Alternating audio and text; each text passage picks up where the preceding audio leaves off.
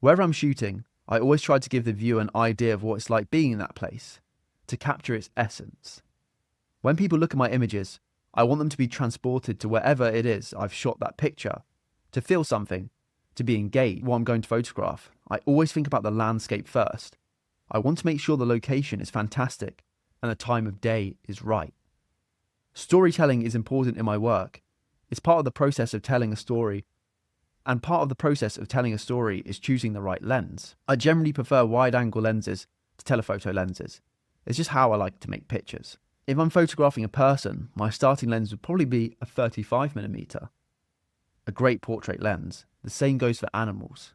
But when he photographs more layered and structured images where you have an animal and then maybe interesting background context, like his shot of penguins in South Georgia Island called The Breakfast Club, really good image. It's basically emperor penguins at the bottom of the frame, and there's so many, there must be like 1,000 of them. They just trail off into the distance, and then that leads your eye to these beautiful mountains in the background. And he says that he tends to use a 50mm lens or 58mm lens for them kind of shots, because it just makes sure there's enough kind of a little bit of compression so the background is big enough and sharp enough and more interesting enough, but it also captures your eye because the subjects are close to the bottom of the foreground as well. So it's a really good setup to use if you want to get them kind of narrative contextual shots with maybe a person or animals against a lovely background. Also, he says more about this kind of style of images. When you're on a shoot, David Yarrow says this, when you're on a shoot, keep thinking about how you fully capture the place you're in.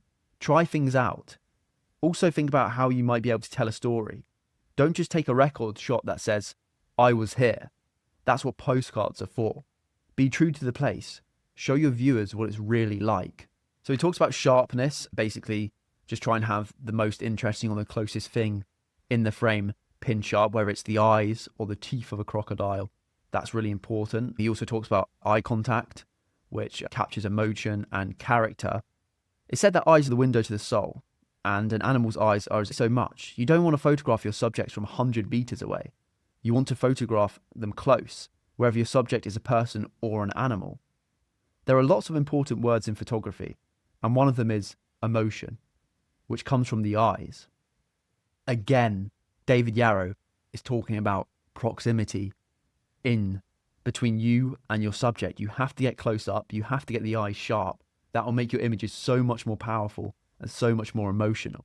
He also says something about the ISO, which is quite interesting. He says, cameras are so good these days that unless your ISO is really through the roof and at 3200 plus, you're going to have a good picture. Don't worry too much about your ISO and let the aperture be the balancing feature. But don't be cavalier or sloppy about the shutter speed. Many pictures are ruined by the fact that the camera isn't quick enough for the subject. So David always opts for at least 1,000th of a second in his photography. And he doesn't care too much about the ISO, clearly, because new cameras nowadays are just so efficient at reducing noise. And then he just uses the aperture as the balancing feature. So when talking about photography composition, David Yarrow says, be wary of and avoid tension points at all costs. For me, a tension point is something that is of little or no importance in the photograph, something that jars or distracts.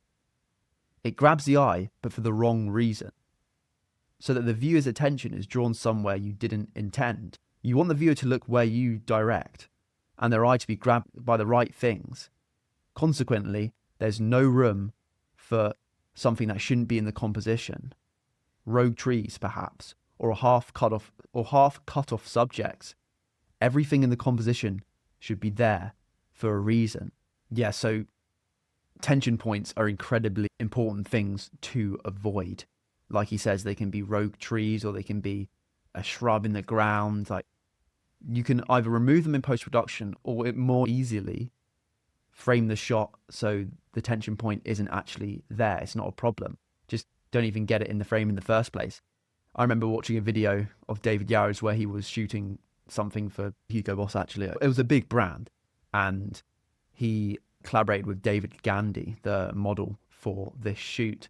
And he's on location somewhere in the UK in Devon, just doing preparation like we should all do as photographers, and he is planning the shot, and then he sees this bush and is, yeah, we might have to get the landowner to cut down the bush. It's going to create too much tension. So he's really a man of his words. You can clearly tell that tension points must be avoided at all costs, not just if you're David Yarrow, but if you want to be a professional photographer. If something's distracting in the image and pulls the eye away from the main subject that you're photographing, you have to remove it, whether it's in post-production or during the shoot. Yeah, so David Yarrow also highlights the importance of patience and persistence. He says, one lesson I've learned is not to underestimate the importance of patiently returning to the same place. Going back somewhere again and again can eventually lead to success. I've visited Montana probably 20 times, and I'm never tired of it. I keep returning, not just because I love it there, but because I know it well. And for that reason, I have a better chance of getting the kind of photograph that is worth writing to home about. Familiarity and knowledge are very helpful in photography. Never give up. That should be the key part of a photographer's mindset, because it's often exactly when you feel most like giving up is when things aren't working that you get a breakthrough. I remember the effort it took for me to try and photograph. I remember the effort it took to get my photograph Jaws in South Africa in 2011. After 28 unsuccessful hours over 9 days, lying on a boat deck in full spay near Cape Town, waiting for the shark to surface, I finally got the shot I had been hoping for. A great white shark snapping at a Cape fur seal. Patience is a necessary prerequisite of being a photographer. Not just for wildlife photographers, but for anyone who's trying to be an outlier in any industry or any field or any career. We have to realize how long it actually takes. Big things start small, and patience and persistence are key if you want to succeed. You're very unlikely to succeed when you try something straight away, but if you do small, relentless iterations over a long period of time and keep improving every action you take, and you're patient and you do it persistently, you'll end up succeeding. But what David Yarrow is saying here, and what many of the greats say, is it's not an overnight success. The public praises people for what they practice in private, and it takes a lot of practice, a lot of patience, and a lot of persistence doing one thing and trying to improve it over and over again before you get the results you deserve. So just stay in there, keep going, keep working hard, and you'll eventually, with patience and persistence, become successful and become an outlier like the people we're studying on this podcast.